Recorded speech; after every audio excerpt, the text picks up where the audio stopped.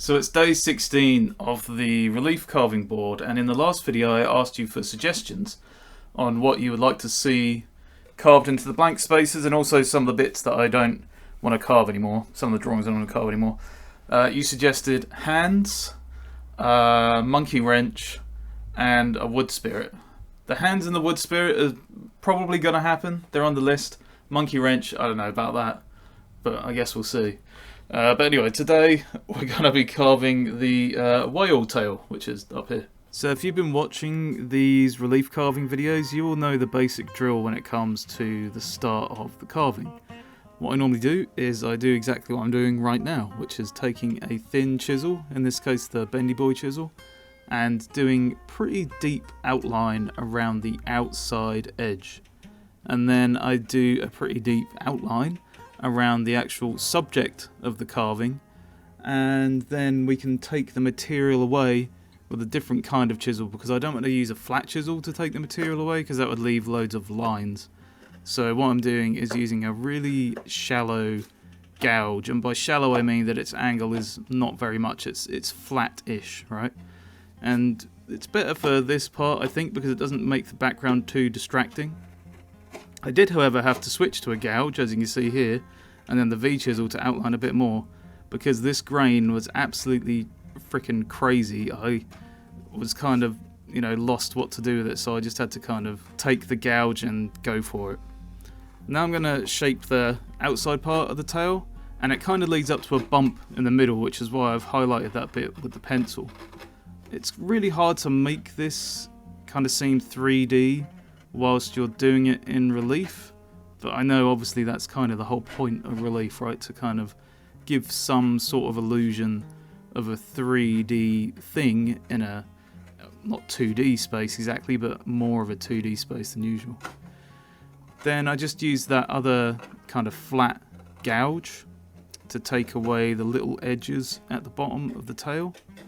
And then after that I kept looking at this picture of the tail that I had, which was like a realistic sculpture that I saw, and I saw that it had kind of hollow areas here and here, and then another kind of couple of hollow areas up here and over here, and then also that the tail kind of bends upwards at the top there and kind of bends at the bottom as well.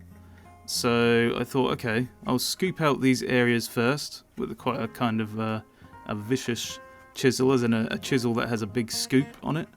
Or more like a acute angle, is that the right word? And I'm going to scoop out those bits there, and then scoop out along the inside of the tail, and then I scoop out the bits near the end as well. And what I'm trying to do is create a kind of dish in the middle, because that's kind of how the tail looked on the picture that I was looking at. It's quite hard, because if you look up whale tail sculptures online, or just generally whale tails, they have lots of different undulating parts, and the surface is really bumpy. So I thought I would actually leave the surface bumpy for that reason. And now here comes Bendy Boy to the rescue, and whilst we watch Bendy Boy doing Bendy Boy things, I just want to thank my patrons for their continued support and helping the channel. If you become a patron, you get a video at least a day early than everyone else, and you get to see it ad-free. You get to influence my videos, so we kind of talk about them in the Patreon and everything. And also, you help me buy wood for my latest sculpture, which is a big chunky black shuck. So thank you very much for that, guys. I appreciate it very much. If you want to become a patron yourself, there's a link in the description, and you can check it out and see what it's all about.